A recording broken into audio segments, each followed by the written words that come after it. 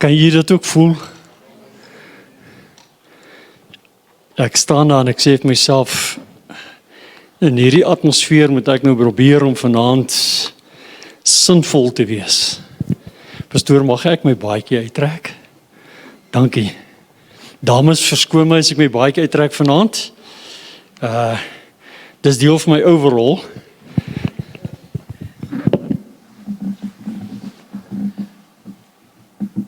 Daar's net die geld, hoor. Halleluja. Baie dankie dat ek die voorreg het vanaand om saam met julle in die huis van die Here te kan wees. Dis 'n groot eer dat jy jou vertroue in my plaas en dat ek jou vanaand kan bedien met goeie nuus. Amen. Op hierdie stadium het ons nog niks vars uit die hemel uit gehoor wat verander het rondom die evangelie van die hemelvaart nie. Daarom gaan ek jou bedien vanaand met wat jy heel waarskynlik weet. Maar my gebed is dat dit vir jou vanaand weer vars na vore toe gaan kom. En dat jy daarmee sal teruggaan huis toe. Verkoop en versterk. En dat jy bemoedig sal wees om die Here te dien met alles wat jy het. Want hy het vir ons 'n werk gedoen. Hy het iets vir jou gedoen wat jou lewe verander het. Ek wil graag so ietsie wat net op my hart is, gou afhandel. Ek wil vanaand vir 'n vrou sê wat hier sit. Jy's paniekerig. Ontspan. Die sleutel wat jy soek, lê langs jou bed, die kassie, tussen die kassie en die bed het die sleutel ingeval. En na diens kan jy maar vir my kom sê, hoor. Amen. Broers en susters, ons praat van die hemelvaart, en hoe sê, jy moet maar die klank daar agter hanteer as jy voel ek is so 'n bietjie hard. Die hemelvaart van Christus is een van die belangrikste gebeurtenisse in die lewe en die bediening van Jesus. Ongelukkig is dit ook een van die fasette wat dalk deur die Hebreë kerk so 'n bietjie agterraak het. Want dit is nie almal wat die voorreg het wat hierdie gemeente het om vanaand die hemelvaart by mekaar te kan wees nie. Ek het ook die ander dag wat ons het kom draai en kom kuier hierso. En ek het daar gaan sit en ek het vir myself gesê, toe ons terug gaan, toe sê ek my vrou, althans ek sê van wie hierdie gemeente is baie bevoorreg om 'n pastoor te hê, soos pastoor. Ek hoor julle noem hom Henny, hy is vir my Hendrik. Dankie. Want ek sit en luister en ek sien die erns, maar ek sien ook die passie van omgee, van 'n pa wat met sy gemeente praat. Ek wil dit net noem vanaand, want ek dink julle is verskriklik bevoorreg om so 'n man in die huis te hê, wat jou bedien met woord. Ek onthou nog die boodskap van die blydskap, die lof wat op die tong is. My vrou het my herinner, toe ons terug gaan, toe sê sy, het jy daai deel gehoor van die bediening, jy dit gehoor, so asof ek nie in die kerk was nie. Maar, julle is baie bevoorreg, en ek moet seker iets sê van sy mooi vrou ook, né? Ja, ywer en omgee.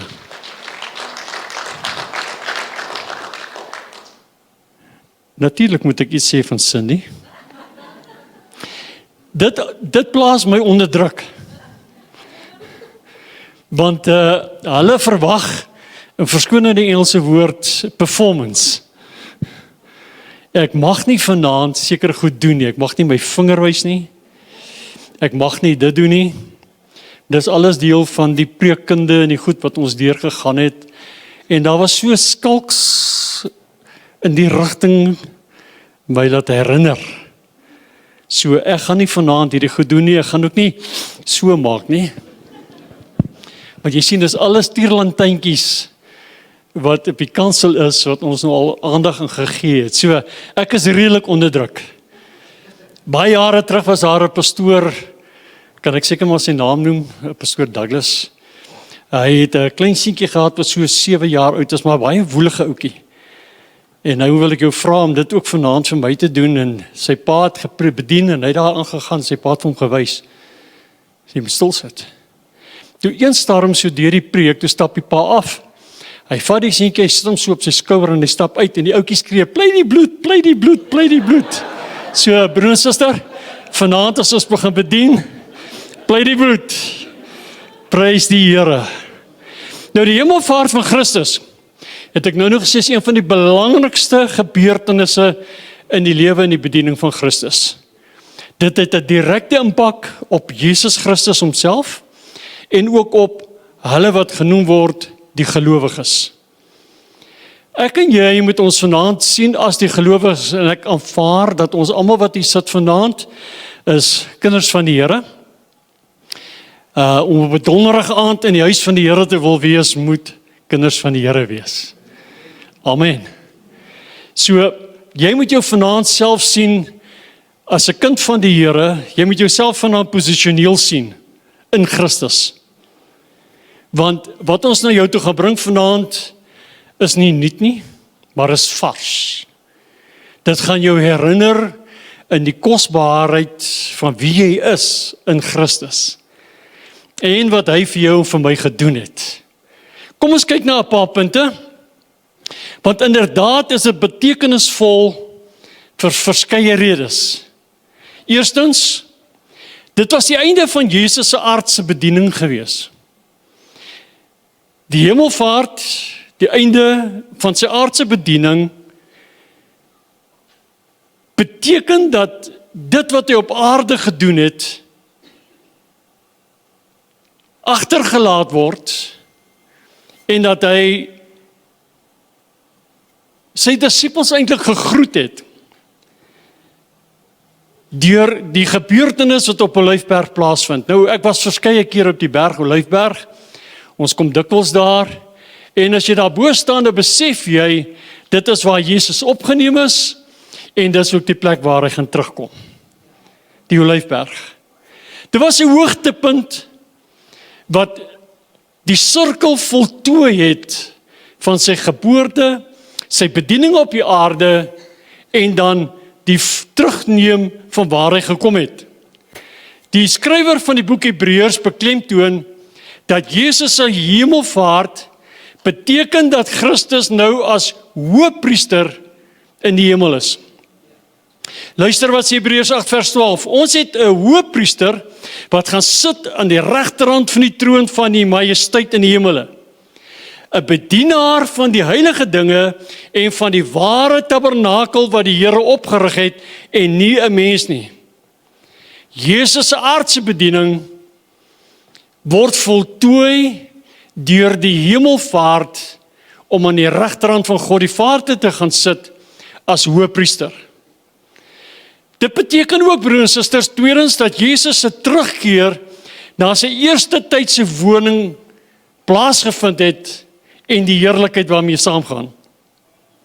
Ons lees in Johannes 1 vers, of Johannes 17 vers 5, hoe Jesus in die nag, die aand toe hy deur sy eie mens verraai is, en hy gebid het en gevra het, Vader, bring my in die heerlikheid wat ons gedeel het, voor die wêreld begin het. Jesus bid hierdie gebed. Die hemelvaart het die antwoord op hierdie gebed bewerkstellig. Jesus het teruggekeer na die ereplek by God die Vader. Paulus kom en hy skryf vir ons in Filippense 2, hy sê, daarom het God hom ook uitermate verhoog, en hom die naam gegee, wat bo elke naam is, sodat in die naam van Jesus, sou buig elke knie van die wat in die hemel is, op die aarde, en wat onder op die aarde is. My broer, my suster, elke tong gaan bely, dat Jesus Christus die Here is, tot eer van God die Vader. Hy keer terug van waar hy gekom het. Met die hemelvaart het God die Vader, God die Seun in die hemelse plekke gaan sit. 'n plek van gesag, 'n plek van eer, 'n plek van majesteit. Hy sit aan die regterhand van God die Vader. Paulus kom in Efesiërs en hy skryf verder, hy sê, ek wil hê julle moet weet van die groot en die magtige krag wat God vir ons volgelinge het. Dit is dieselfde wonderlike krag wat hy gebruik het toe hy Christus uit die dood opgewek het en hom aan sy regterhand in die hemel laat sit het. Daar regeer Christus oor alle magte, owerhede, magte en heersers. Hy heers oor alle wesens in hierdie wêreld en sal ook in die toekomstige wêreld heers. God het alle dinge onder die mag van Christus gestel, tot voordeel van die kerk het hy hom die hoof van alles gemaak. Dis Paulus. Dis wie ons is. Dis wat die gebeure van die hemelvaart insluit. Die kerk is die liggaam van Christus. En die liggaam van Christus is gevul met sy heerlikheid. Ek en jy wat vanaand hier sit, ons verteenwoordig die kerk. Net toe ons gesing het van die huis, dat die Here in die huis sal kom. My broer en my suster, dit impliseer eintlik dat hy in my lewe sal wees. Dat hy vanaand die brood sal breek. Dat ons vanaand om die tafel gaan sit en sy heerlikheid gaan ervaar. Die Seun van God is verhewe. Die Seun van God het sy werk op aarde volbring. En hy sit vanaand aan die regterhand van God die Vader in krag en majesteit. Dink aan die gesag van hom wat Johannes 1 van skryf. Hy was die skepper van die hemel en die aarde. Hy het alles in sy hande gehad. Met sy vingerpunt het hy alles geweef en in mekaar gesit. Ook ons wat vanaand hier sit. Sy heerlikheid is geopenbaar aan die kruis van Golgotha. En toe die mag van die dood oorwin is en die graf hom nie meer langer kon hou nie. Ek wil hê jy moet ook vanaand besef dat die Here Jesus gedurende sy bediening op aarde sekere selfopgelegde beperkings gehad het. Hy het homself byvoorbeeld beperk tot slegs een spesifieke plek op 'n slag. Waar hy beweeg het, dis waar dinge gebeur het. Dink nou net vanaand daaraan, as die hemelvaart nie plaasgevind en hy's opgeneem het nie, en hy het heel waarskynlik vanaand in een of ander klein Chinese aandag gegee, wat nood gehad het, dan ek en jy alles gemis. Dink daaraan vanaand, jy sit in die kerk, maar Christus is nie hier nie. Hy gee aandag in die Oekraïne, waar iemand om hulp geroep het. Jy sit vanaand hier en jy sê, Here, dit is lekker om in die teenwoordigheid te wees. Maar as hy beperk was, en hy was nie hemel toe nie, dan het ek en jy vanaand hier gesit, eensaam en alleen. Amen. Die hemelvaart, broer en suster, het sekere dinge oopgemaak vir ons, sodat ons in sy heerlikheid dit kan geniet. En ek vertrou dat jy vanaand opgewonde geraak, as ons so deur gaan beweeg. Toe Jesus na God die Vader in die hemel opgevaar het, is hierdie beperkinge weggeneem. Hy is vandag alomteenwoordig. Hy is die verreëse Christus, wagtend op die tyd wat hy gaan terugkeer en aanspraak gemaak op wat regmatig syne is op aarde. Inteendeel, die Bybel verklaar dat die werk van Jesus Christus voltooi is op aarde en so voltooi is dat dit God die Vader bevredig het. Die feit dat Jesus vanaand aan die regterhand van God die Vader sit, bevestig vanaand dat my sondes en jou sondes is vergewe en weggevat. Dat sy dood aan die kruis van Golgotha die volmaakte prys was in die oë van God, waar hy vir sy seun gesê het, jy het goed gedoen. Kom terug huis toe. En vandag, broer en suster, sit hy in die regterhand van God die Vader. Dit is belangrik dat ons hierdie waarhede weer opnuut gaan verstaan, want dit verseker my vanaand, ek is gewas in die bloed van Jesus, ek is gereinig, en tussen my en God is daar nou nie meer daai hindernis nie, want die pad is vir my oopgemaak. Kan ons die Here 'n lofoffer gee? Kom ons prys hom daarvoor. Ek en jy het die voorreg vanaand om in sy heerlikheid te gaan staan. Ons het nie nodig om in te kruip so slawe en probeer en afspraak te maak nie. Nee. Deur die hemelvaart, deur hom te aanvaar as verlosser vir die mens, het God vir ons die deur oopgemaak. En as jy vanaand sê, Here, dan is hy daar. Hy kom in die eensaamheid van die mens in vandag. Ons hoef nie God te soek nie, want hy is hier. Sy hemelvaart het dit vir so oopgemaak, dat ek en jy vanaand as ware sy teenwoordigheid kan inasem. Want hy is God. Hy is hier by ons vanaand. In Handelinge 7 vers 54 en verder, is daar 'n jong man, is 'n evangelis, met die naam van Stefanus. En hierdie man is onder druk van 'n klomp skrifgeleerdes en fariseërs wat klippe gegooi het. So dit terloops, hoe oud skat jy was hierdie jong seun Stefanus gewees? Bietjie ouer miskien, 16 tot 20 jaar. Hoe oud is jy? 25, jy is te oud. Amen. Wat ek wil tuis bring, hier is 'n jong man, wat 'n evangelis is. En hy word gestenig, hy word met klippe gegooi. Sy hart en sy ywer wat hy het, wat hy ervaar, is hierdie voorreg wat hy het, om te weet dat God is met hom, hy kan God voel.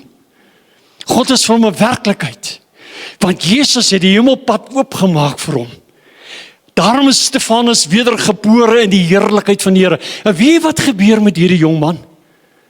Terwyl hulle hom gooi met die klippe, terwyl hy onder hierdie druk is in sy lewe, voel hom besig is om te verlaat, sê die skrif vir ons in die boek Handelinge 7, hy het opgekyk in die heerlikheid, en toe aanskou hy Jesus sit aan die regter, staan aan die regterhand van God die Vader. Luister mooi, broer en suster, hierdie jong seun, wat hom nie skaam vir die evangelie van Christus nie, wat bereid is om te sterwe vir Jesus, sien in sy laaste oomblikke, hoe dat die heerlikheid van die hemel oopgaan, en hy bevestig vir ons, dat Jesus aan die regterhand van God die Vader is. Met die verskil, die Bybel sê oral, hy sit aan die regterhand van God, maar Stefanus sien hom, staan.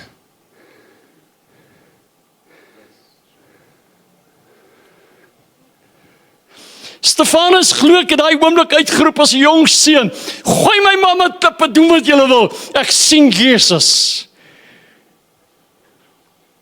Die weg is vir my oopgemaak. Hy staan aan die regterhand van God die Vader. Toe die lede van die Sanhedrin dit hoor, het die woord het hulle woedend gewors, hulle het geknars op hulle tande, so terloops. In daai skare wat die klippe gooi, was daar 'n ander man ook gewees. Daai stadium was sy naam Saulus, wie later sou word Paulus. Want hy skryf, hy sê, ek het aanskou. Wat probeer ek vir jou sê? 'n Jong seun, sy geestelike oë word vir hom oopgemaak.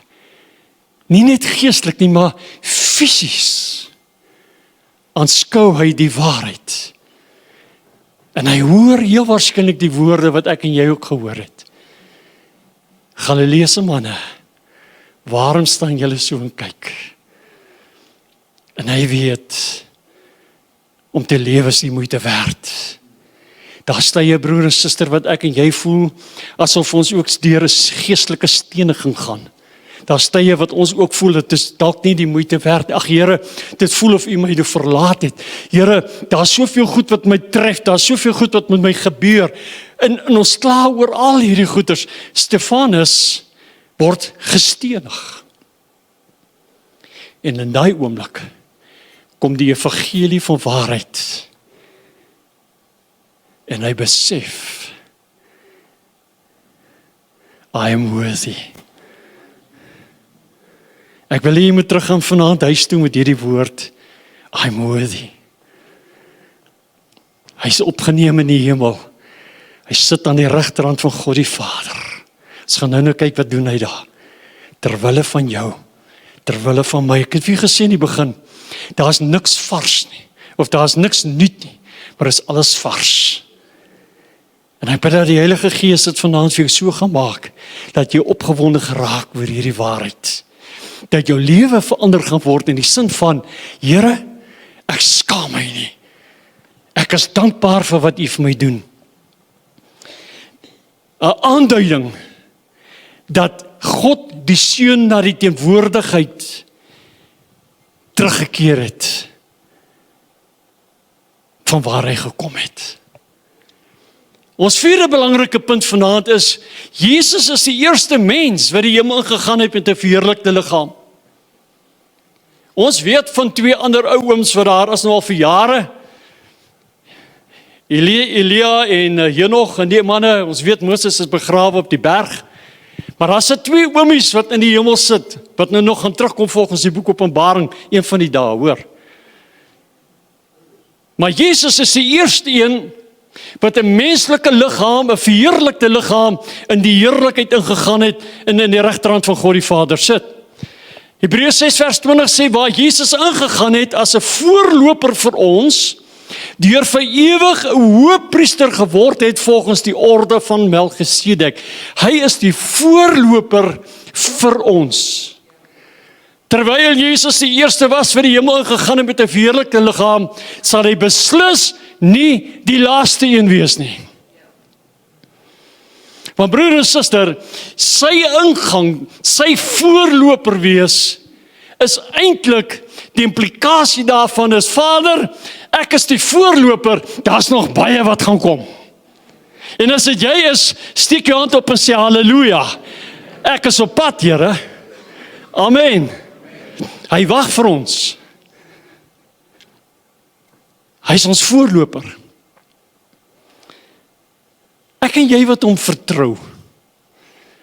Ons wat ons nie skaam nie. Ons gaan 'n verheerlikte liggaam ontvang. Net soos Jesus. En ons gaan ook in die teenwoordigheid van die Here wees. So Jesus is die eerste menslike liggaam wat verheerlik is, wat deur die hemelvaart in die teenwoordigheid van God die Vader is. En ek en jy is binnekort daar. Halleluja. Ek weet daar is mense wat bang is vir die dood. Ek weet daar is mense wat bekommer is. Hulle is nie so seker nie. Maar die teenwoordigheid van Jesus Christus in die hemel is 'n waarborg dat elke gelowige opgewek sal word, daarin geneem sal word om vir ewig in die heerlikheid te wees. Dis ons waarborg. Die hemelvaart, broer en suster, is daai stempel. Jy trek nie eens jou oë op toe ek my vingertjie vir jou wys nie. Dis die stempel. Sê saam met my stempel. Die hemelvaart is die stempel van die waarborg dat ek en jy as wedergebore gelowige ook in die heerlikheid sal wees. Hy is ons voorloper, onthou. Hy het die pad vir ons oopgemaak. Dan vyftens, Christus het sy nuwe bediening begin van voorbidding en voorspraak. En is hier waar ek en jy as gelowige inkom. Wat gebeur met wedergeboorte? As ek 'n kind van die Here word, ek bid 'n gebed. Here, vergewe my sondes. Alles wat ek gesê en alles wat ek gedoen het. Was my in die kosbare bloed, Here Jesus. Geef my 'n nuwe lewe. Ek bekeer my, ek neem Jesus aan as my saligmaker. En wat gebeur? Die woord van die Here sê, ons word wedergebore, ons bekeer, né? Weet jy wat gebeur in die gees? Jy beweeg in 'n nuwe posisie in. Jy word posisioneel nou in Christus geplaas. En weet jy wat is lekker, ons gaan nou daarna kyk. Hoekom is hy ons hoëpriester? Want nie een van ons wat hier sit is vanaand volmaak nie. Ons het almal tekorte, ons het almal probleme. Ons het almal dinge wat ons sê, dinge wat ons doen, en die wat nie sê en doen nie, dink verkeerd. Amen. Sê vir een langs jou, hy weet waarvan hy praat. Amen. Posisioneel. So nou is ek in Christus. Ek onthou die aand toe ek my hart vir die Here Jesus gegee, daai die laaste boek van Johannes van die boek Openbaring vir almal wat dors het kan kom drink. Ek het my hart daai aand vir een of ander rede het ek verskriklik gehuil daai aand. Ek het baie gehuil. Maar toe ek uitstap, toe weet ek dat ek weet. Nou is ek 'n kind van die Here. Toe gedoen ek 'n ding wat my eintlik teleurgestel het, wat my eintlik geskok het. Toe ek by die huis kom, toe gaan kyk ek in die spieël. Lyk presies dieselfde. Maar ek het sy heerlikheid gevoel. Ek het gedink sy heerlikheid skyn so uit my, ek het alles nou verander. Ek meen, ek is so mooi ou, ek moet nou mooier wees. Amen. En toe ek in die spieël kyk, die teleurstelling. Maar toe leer ek later van tyd. Dit gaan nie oor die sigbare van die menslike tabernakel, die tent nie. Maar ek het posisioneel nou verander. Ek is nie meer in die duisternis nie. Ek is nou in die lig. Ek is nou nie meer ou sondaar nie, ek is nou 'n kind van die Here. Ek is posisioneel nou nie meer 'n kerkmens nie. Ek is wedergebore, ek is God se mens.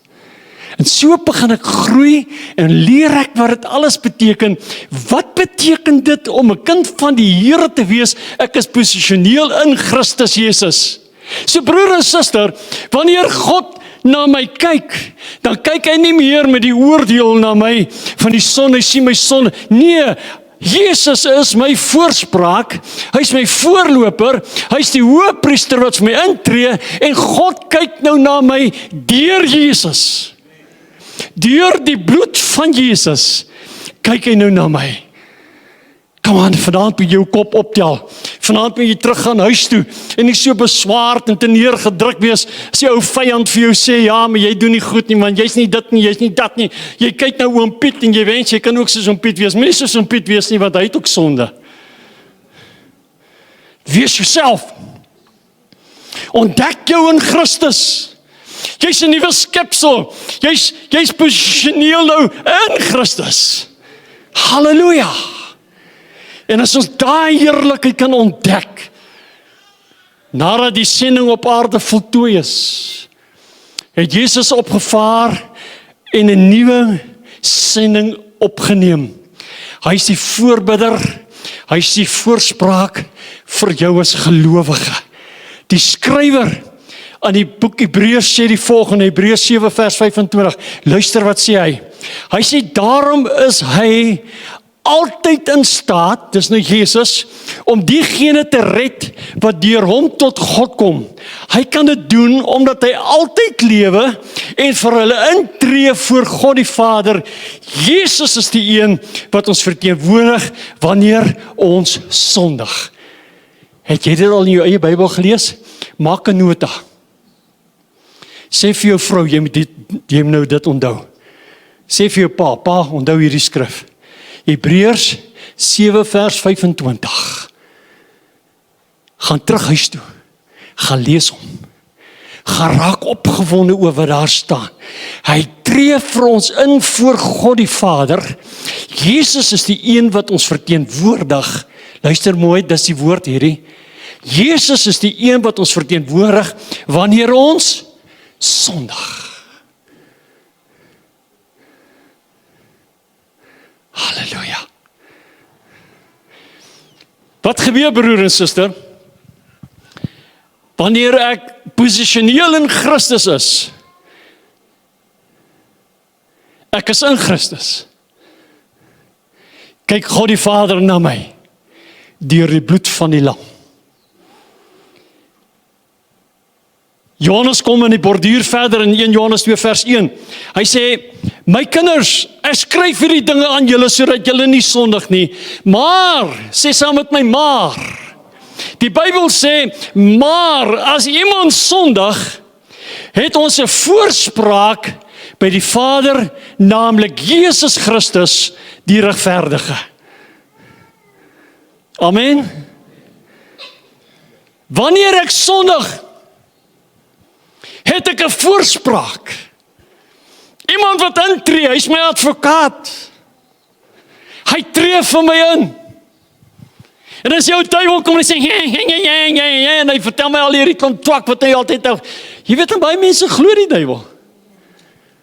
Sê vir jy langs jou, hy kan lieg, die duiwel. Amen. Nie een van ons hier, broer en suster, is vrygespreek van oortredinge en daaglikse goed wat ons verkeerd doen nie. Ons is almal blootgestel in dieselfde ding. Maar dank die Here, dat hy is opgeneem in die hemel. Hy sit aan die regterhand van God die Vader, waar hy vir ons as 'n voorspraak intree, en hy vergewe ons oortredinge. As ek sê Here, dan is hy daar. As ek die oomblik as ek teleurgesteld is in wat ek gesê, wat ek gedoen het, tree hy onmiddellik vir my in.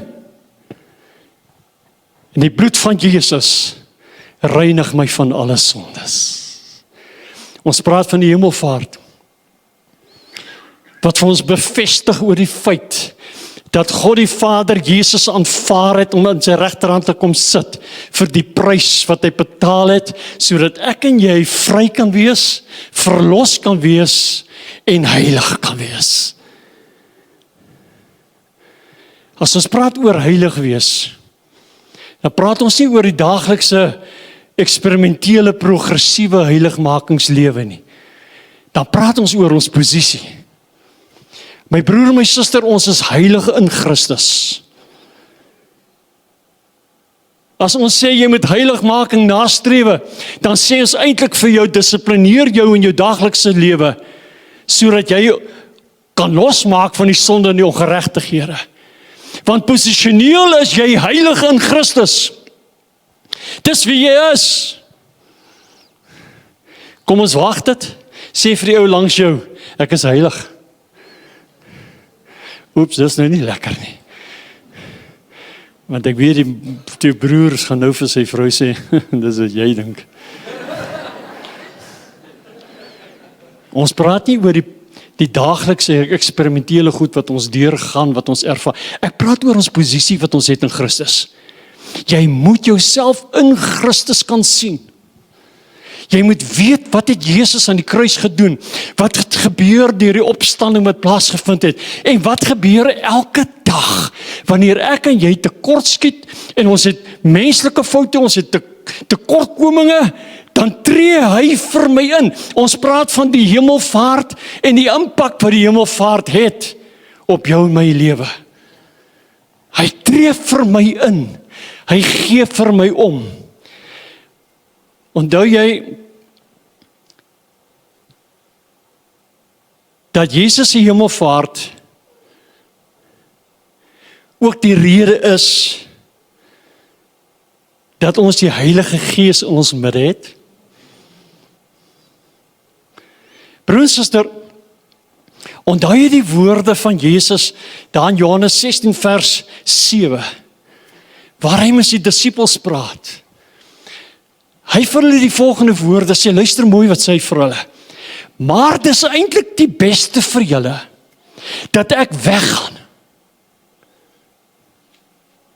Want as ek dit nie doen nie, sal die trooster nie kom nie. Want as ek weggaan, sal hy kom, want ek gaan hom na julle toe stuur. Nou beteken dit, daar was nooit die Heilige Gees. Natuurlik die Heilige Gees was nog al die tyd daar. Ons sien die Heilige Gees funksioneer in die Ou Testament. Hy funksioneer in die Nuwe Testament. Die 4 evangelies is nog deel van die Ou Testament, maar ons sien hom manifesteer. Maar nou kom Jesus en hy sê vir hulle hierdie woorde, ek gaan vir julle die Heilige Gees stuur. Hy gaan julle in alle waarheid lei. Hy sê julle oortuig van sondes. En broer en suster, die oomblik toe Jesus dit vir hulle sê hy eintlik vir hulle, ek is met julle tot aan die volëinding van hierdie wêreld. Ek gaan nou nie meer myself opgelegde beperkings hê nie, maar nou gaan ek myself openbaar wêreldwyd deur my Gees. En dit is wat die hemelvaart se betekenis vir ons na vore toe bring. Die beste vir ons, dat hy moes weggaan, sodat ons almal, ek sal bitter jaloers wees, as ek weet dat daar langs die see van Galilea, stap nou nog 'n klein Petrus rond, in die teenwoordigheid van Jesus, en ek kan nie daar kom nie. Amen. Maar vanaand is hy hier. En ek het hom net ook gevoel, tasbaar. Ek was bewus van hom gewees. Sien nie toe daai worship begin verder van. Ek wens hy wil aangaan, hoef ek nie vanaand te bedien het nie. Want ek kon hom voel. Hy's hier. Omdat hy gesê het, ek stuur vir julle 'n trooster. En as jy vanaand hier sit, jy's hartseer, en die vroukie wat ek nou van gepraat het, op paniekerig geraak, jy moet ontspan hoor, jou sleutel is daar. Die Gees van die Here lei ons nou vandag in die waarheid. Hy bring Jesus in ons midde in, sodat daar genesings kan wees, sodat daar verlossings kan wees, sodat daar vertroosting kan wees. Halleluja! Johannes 14, kom en hy bring die dinge 'n bietjie verder vir ons. Toe Jesus hier op die aarde was hy beperk tot hierdie een geografiese plek. Johannes 14 vers 12 sê, luister wat sê die Bybel. Dit verseker ek julle. Kan jy hoor wat sê Jesus? Jesus sê, dit verseker ek julle vanaand. Diegene wat in my glo, sal die dinge doen wat ek doen. Hulle sal selfs groter dinge doen, want ek gaan na die Vader toe. Jy sien broer en suster, die werk is groter in omvang, omdat die Heilige Gees in elke gelowige woon, met die vermoë om dit so te doen, om Christus in en deur ons te openbaar. Daarom sê hy, ek gaan na my Vader, en as ek by my Vader is, stuur ek vir julle die trooster, sodat jy nooit alleen gaan wees nie, sodat jy nooit hoef bang te wees nie, sodat jy nooit onseker hoef te wees nie, sodat jy nooit verlore sal voel nie, maar dat jy die vertroosting sal hê, dat ek is 'n kind van die Here. Want sy woord leer ons, en ons ervaar dit, ons voel dit, sonder dat ons dit besef, dra ons hierdie sekerheid in ons harte, ek weet die Here is saam met my. Amen. Daar kom tye, daar kom gebeure wat voel, asof die Here jou verlaat het, soos Elia wat gaan sit het onder die besembos, en hy het allerhande idees in sy kop gehad, totdat die Here opdaag. En later bely hy en hy sê, dat die Here was nog al die tyd by my. Hy is hier om jou te seën, om jou te dra, jou te beskerm, jou te beveilig, en die sekerheid te gee, dat jy weet, jy's 'n kind van die Here. Amen. elke oomblik, van elke dag, werk God die Heilige Gees deur ons as gelowiges in alle dele van die wêreld, om die werk van Jesus Christus te doen. Daarom kyk ons na ander mense en ons sien ander gelowiges, ons sien die oom, ons sien die tannie, ons weet wie hulle is en ons gaan na hulle toe en ons vra vir hulle, bid vir my, want ons het vertrou in hulle. Want dit is die Gees van God wat gestuur is as vertrooster om my te help en my te help. Met die hemelvaart van Jesus Christus het hy toegelaat dat geestelike gawes aan gelowiges gegee word. Nou luister hierna. Efesiërs 4 vers 8 en 12.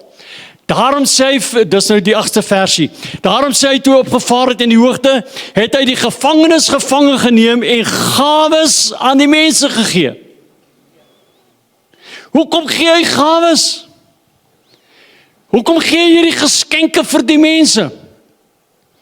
Waarom deel hy hierdie dinge uit aan die mense? Daar's een groot rede, broer en suster, en dis opgeteken in die volgende versies wat sê, sodat die heiliges toegerus kan word vir dienswerk tot opbouing van die liggaam van Christus. Halleluja. Die doel daarvan. Hy gee vir ons hierdie vermoëns, wat nou gawes genoem word. Hy gee vir ons hierdie geskenke. Hy deel dit uit in almal. Hier sit nie vanaand iemand in hierdie gebou, wat nie 'n gawe het, 'n geskenk het, wat God vir hom gegee het nie. Elkeen van ons het dit. Dis aan ons gegee. Hy sê hy deel dit uit. Soos hy in sy hart voel, gee hy vir ons. En hierdie gawes, broer en suster, laat hy toe, sodat ons as gelowiges mekaar daarmee kan bemoedig. Ek is besig om nou die laaste punte toe te gaan. Sê vir jou langs en hy gaan nog net 2 goed noem. Die hemelvaart berei Jesus, of deur die hemelvaart berei Jesus nou vir ons 'n hemelse huis voor.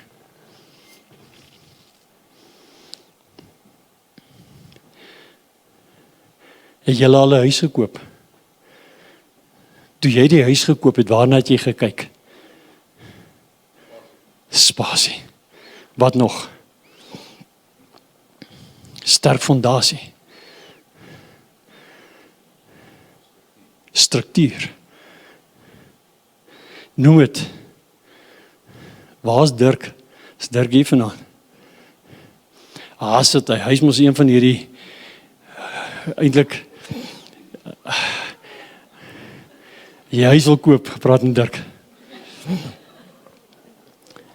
Jy moet die regte huis koop, want jy gaan nie jou geld belê in 'n huis wat krake in het nie. Jy gaan nie jou geld belê in 'n huis as jy weet daar's klei grond en die huis skuif rond nie. En broer en suster, hoekom noem ek hierdie goed vir jou? Want Jesus het gegaan, Johannes 14. Hy sê, laat julle hart nie ontsteld word nie. Sê vir jou langs jou, moenie worry nie. Laat jou hart nie ontsteld word nie, glo in God, glo in my. Hoekom? In die huis van my Vader is daar baie wonings, as dit nie so was nie, so ek het vir julle gesê het. Ek gaan om vir julle plek te berei. Halleluja.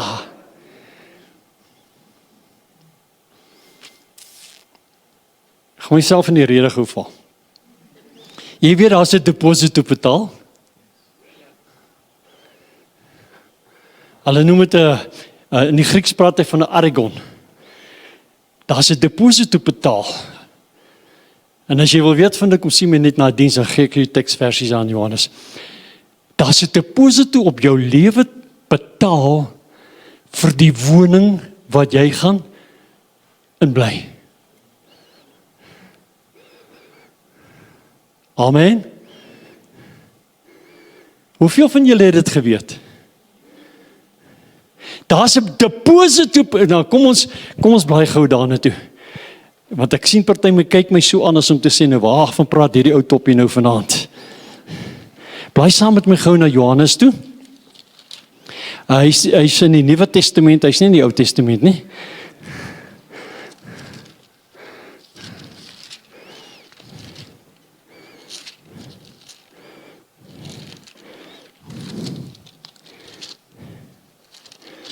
Ek moet hom net gou in die hande kry. Ek het nou nie dit voorberei nie, broer en suster. Daarom gaan ek nou net vinnig gou vir jou kyk, waar staan dit? Hy praat van die deposito wat hy op ons lewens betaal het, die onderpand wat betaal is. Kan jy nou glo dat die teksvers vanaand uit die Bybel uit verdwyn het?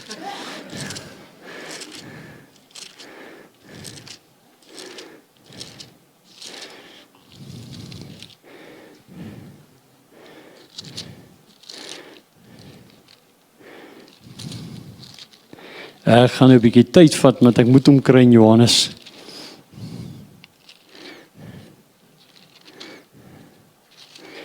Ek gaan nou terugkom vir u en ek gaan hom vir jou gee. Daar's 'n deposito betaal sodat ek en jy 'n deposito het op die huis wat die Here Jesus vir ons bou, en hy gesê het, ek kom terug om julle weer te kom haal sodat julle by my kan wees. Die argon is betaal. 'n Deposito, ek gaan hom nou vir jou gee. Jy het reeds 'n deposito wat betaal is vir jou in die huis wat God vir jou voorberei.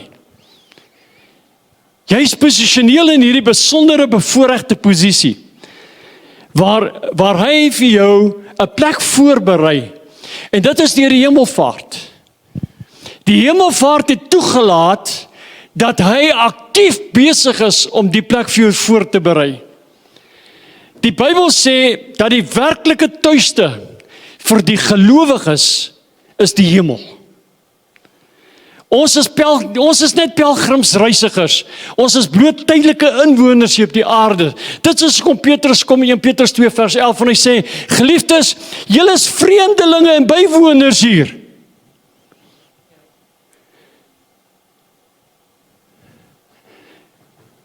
Wie baie van ons mense praat van ons wil graag in die hemel wees, maar ons is bang om hemel toe te gaan.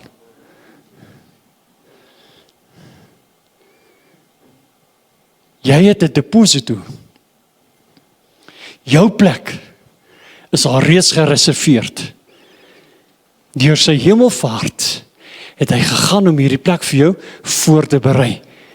Die hemel is ons regte tuiste. Ons moet dit altyd onthou. En dan laastens, die hemelvaart, my broer en my suster, is eintlik die versekering dat hy gaan terugkeer aarde toe. Die hemelvaart is die bevestiging, is die waarborg, die versekering dat Jesus weer gaan kom. Die engel het die volgende vir die disippels gesê wat Jesus sien opvaar het in Handeling 1 vers 11. Hy sê, Galileese manne, waarom staan julle en kyk na die hemel? Hierdie Jesus wat van julle opgeneem is in die hemel, sal net so kom soos julle hom na die hemel sien wegvaar het. Daarom het ons van kindstyd af, as kindertjies het ons gesing, as hy weer kom, kom haal hy sy parels. Sê vir jou langs, hy kan mooi sing, né? Ons het daai goed geleer van kinderjare af. En die vraag is vanaand, het ek en jy daai verwagting? Het ek en jy regtig daai verwagting as kinders van die Here, dat Jesus gaan weer terugkom? Of praat ons net daarvan? My broer en my suster, sy hemelvaart is die waarborg, is die versekering dat hy gaan weer terugkom om sy mense te kom haal. Ek weet daar is lering van die wegraping of die opraping en al die mooi dinge, dis waar ek glo daarin. Maar wie die woord sê dat Jesus gaan weer kom? Hy het hierdie plek gaan voorberei vir jou en my. Die impak van die werklikheid van die hemelvaart is dat sy aardse bediening is klaar. Hy het 'n hemelse bediening. Hy tree vir ons in as hoëpriester. Hy kyk na ons, hy help ons, hy ondersteun ons deur die Heilige Gees wat hy gestuur het. Hy gee vir ons die gawes, hy gee vir ons geskenke sodat ons in oorwinning kan lewe. En hy verklaar dan ook en hy sê, ek maak vir julle 'n plek reg en as ek die plek reg gemaak het, gaan ek julle kom haal. Ons praat van die hemelvaart. Wat 'n mooi boodskap. Wat 'n goeie nuus. Dat ek en jy het vanaand iets waaraan ons kan vashou. Ons het 'n verwagting. Ons weet, Jesus kom weer. En broer en suster, ons ken die presiese plek en die manier van sy wederkoms. Ons weet dat die sigbaarheid en die dinge weer gaan gebeur. Ons weet ook waar hy gaan terugkom. Die identiese plek wat hy opgeneem is ook die plek waar hy gaan terugkeer. Hy sal terugkeer om ons te kom haal wat aan hom behoort. Dit beklemtoon die skrif aan ons. Jesus is die Seun van God, wat aan die regterhand van God die Vader sit vanaand. En hy kyk na jou, en hy sê vir jou, ek is met jou. Kom sluit ons oë. Halleluja. Is daar vanaand iemand, terwyl ons so praat, het jy net skielik besef, Here, ek het nie hierdie groot verwagting gehad nie, maar vanaand verstaan ek. Ek verstaan vanaand. Waarom het u hemel toe gegaan? Hoekom is u opgeneem, sodat ek saam met u kan wees? Maar daar het toch so 'n leemte van koue ingetree. Jy het toegelaat. Onthou, ons het gesê, ons het goeie nuus vanaand. Ons is hier om jou te bemoedig. Ons is hier om jou by jou te staan en vir jou te sê, kom my broer, kom my susters, laat ons voorwaarts gaan. Maar die verwagting van sy wederkoms. Weet jy, die Bybel sê, daar is 'n kroon vir hulle wat sy wederkoms verwag. Here, ek besef vanaand wat u gedoen het vir my, deur die hemelvaart. U het vir my 'n hele toekoms ontsluit. En ek wil vanaand, Here, myself opnuut aan u toewy. En jy is vanaand daai ene wat met dankbaarheid besef. Die Here praat eintlik met my nou vanaand. Ek is bemoedig, ek is versterk. Ek is nie op die plek nie. Maar vanaand sien ek sien die gordyn vir my bietjie oopgaan, Here. Ek begin verstaan. En al wat jy vanaand vra is, sal iemand saam met my bid? Dan wil ons dit graag doen vanaand. In antwoord daarop het jy net nodig om een ding te doen. Steek jou hand net op. En dan sê jy vir my, pastoor, bid vir my asseblief. Bid vir my. Help my vanaand om verseker te weet. Ek is met u. Dankie vir die hand. Is daar nog hande wat wil opgaan? Dankie, oral is hande wat opgaan. Ek gaan jou nie hier na vore toe roep nie, hoor. Ek wil hê jy moet hom voel daar waar jy sit. Jy voel hom. Dis juist hy wat nou vanaand daar by jou staan. Kan jy hom hoor as hy vir jou sê, moenie worry nie. Ek wil jou help. Ontvang jou genesing nou.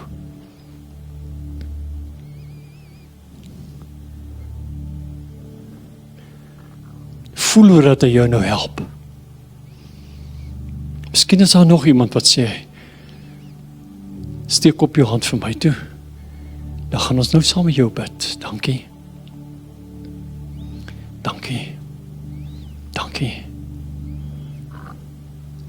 Dis al wat jy moet doen. 'n erkenning te gee, deur jou hand op te steek en te sê, Here, hier is ek. U het gesê, jy gaan my help. Help my om ten volle te verstaan, wat het Jesus gedoen vir my, en wat doen hy nou vir my? Is daar nog iemand voor ek gaan begin bid? Net gou jou hand op kop steek. Dankie daar. sal ons hulle help. Maar partymal voel die mense so in 'n verleentheid. Sal ons hulle help deur almal net op te staan. Dan staan hulle ook op saam met ons. Kasieleba salabare Jesu. Sy naam is Jesus. Sê saam met my, sy naam is Jesus. Hy is so kosbaar vir my. Vader, ons het die talle hande sien opgaan van mense wat vanaand gehoor het en gevoel het. Ek glo ons het almal dit gehoor en gevoel, Here. Maar hulle het in die besonder uitgeroep. En dis vir hulle wat ons vanaand as 'n liggaam, as gelowiges saam bid. Ons wil vanaand na hulle toe kom en ons wil hulle omarm, Here. Met die woorde, Jesus is saam met jou. Hy gee om vir jou. Ons wil hulle vanaand as ware vashou, Here. Nou gaan nie daar party mense wil ons nou graag weet wie is dit nou, van wie bid ons nou so aan. Kom ons help mekaar, deur hulle ook verder te akkommodeer. Sit net jou hand langs die een op hulle skouer. En oralste deur die vergadering, dat daai persoon wat dalk nou net langs jou staan, ook net kan voel, ons omarm hulle, ons gee vir hulle om. Ek wil hê hulle moet dit voel. En nou, Vader, laat hulle voel, deur die hand wat op hulle skouers is, bevestig dit, ek is met jou. Nou wil ek bid in die naam van Jesus, ontsluit vir hulle, Here, die platform van die heerlikheid, dat die gordyne vir hulle oopgaan, dat hulle kan sien, U sit aan die regterhand van God, U tree vir hulle in. Help hulle om die prentjie te verstaan, Here. Hulle sien die heerlikheid, hulle sien die engele om die troon. Hulle sien die aanbidding, hulle sien God sit en langs God. Die Seun.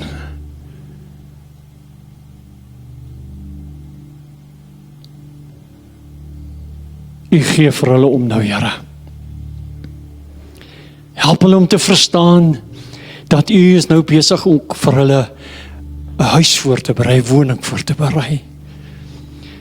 Help hulle om daai prentjie te sien van die plek wat U voorberei, wat die Bybel sê, ons gedagtes kan dit nie eers omskryf van die heerlikheid nie. Maar gee vir hulle so 'n verbeeldingsreis, Here, in daai plek wat U nou vir hulle voorberei. Help hulle om te verstaan dat die wederkoms vir ons dit oopmaak, dat Jesus het gegaan vir ons 'n plek te gaan voorberei. En U sê as hy plek klaar is, gaan U ons kom haal. Halleluja. En nou vra ek vir hulle wat hulle hande opgesteek het, maak die verwagting los, Here. Maak dit los. Geef hulle 'n prentjie, Here, hoe U neerdaal. Laat hulle U aanskou in 'n oomblik, in 'n oogwink, sê die skrif. Kom haal U ons, ons sal almal wees saam met U. Geef ons net daai klein bietjie om te verstaan wat dit beteken om te voel, Jesus kom my haal. Hy kom terug. Hy kom terug. Hy kom terug. Jesus gaan weer kom. Hy gaan my kom haal. Dankie, Here, dat ons gereed sal wees. Dankie dat ons in die plek, in die posisie sal wees as kinders van die Here. Maranatha. Kom, Here Jesus, kom haal ons. Dankie vir die opneem, vir die hemelvaart, dat U al hierdie goed gedoen het, ter wille van ons as gelowiges. Ons wat soveel tekorte het. Ons wat elke dag so sukkel, Here. Ons hoor vanaand bemoedigende woorde, wat Jesus sê, ek tree vir jou in. Ek is 'n voorloper. My bloed is aanvaar deur God. Daarom sit ek aan sy regterhand vir jou. Die prys is betaal. Halleluja. Here, ek bid dat die openbaring van hierdie waarheid 'n deel sal wees van elke man en vrou. Dat u heerlikheid dit nou vir hulle sal bevestig en dat hulle dit sal voel. Ek vra dit in Jesus se naam en ek dank u daarvoor. Amen. Kom ons gee die Here net 'n lekker lofoffer. Halleluja. En mag elke een vanaand voel. Broer, suster, ons praat nie van 'n gevoelsgodsdienst nie, maar ek like dit om te voel. Laat elkeen van ons dit sal gevoel, 'n gewaarwording sal hê van die heerlikheid van die Here. Amen. Loof die Here. Pastoor, het jy intussen die teks gekry?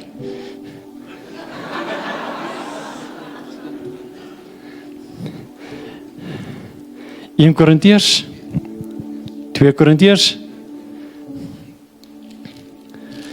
Korintiërs 1 vers 22. Kom ons neem gou ons sitplekke vir 'n oomblik. Lekker om 'n pastoor te hê. Sê vir die ou langs hom, ons pastoor ken sy Bybel. Sê vir die ou terug, ja, daai ou toppie probeer in Johannes daai teks in die hande kry. Luister wat sê hy. Maar hy wat ons saam met julle bevestig het in Christus en ons gesalf het is God. Wat ons ook verseël het en die Gees as 'n onderpand in ons harte gegee het. Weet jy wat sê die skrif hierdie onderpand? Is die Griekse woordjie aragon.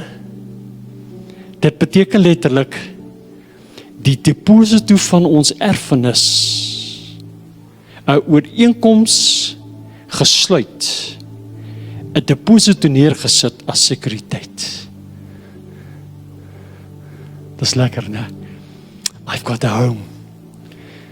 Ag, ek wens ek was ou Jimmy Swaggart wat ek vanaand sommer net kan agter die klavier in beweeg en sing I've got a home. I've got a home. I've got a mansion. Wat sou ek koortjie? Halleluja. Dit gaan sy ouderdom verklap as ons nou daai liedjie moet sing. Mag die Here jou seën. Mag sy goedheid en sy nabyheid saam met jou wees. En laat sy heerlikheid saam met jou gaan beweeg. Onthou hy is jou een wat voorloop. Hy is die een wat jou by die hand gaan vat en jou gaan lei in alle waarheid. Ja, hy gaan jou herinner aan die waarheid. Hy sal jou baie vir jou gelyk maak. En as daar benoudheid kom, want daar gaan tye van benoudheid kom. Roep hom aan in jou benoudheid. En jy sal hom gewaar en ervaar as jy wat naby jou is. Jy gaan vertroosting vind. Jy gaan voel dat die Here letterlik jou geestelike trane afdroog. Jy gaan jou kop optel. Jy gaan aanskou die heerlikheid van die Here. Jy sal verras wees, ongeag jou verlede van waar jy kom. Hy gee om waarin jy op pad is. Mag die Here jou omarm en jou seën met sy heerlikheid in Jesus se naam. Amen. Prys die Here. Dankie pastoor.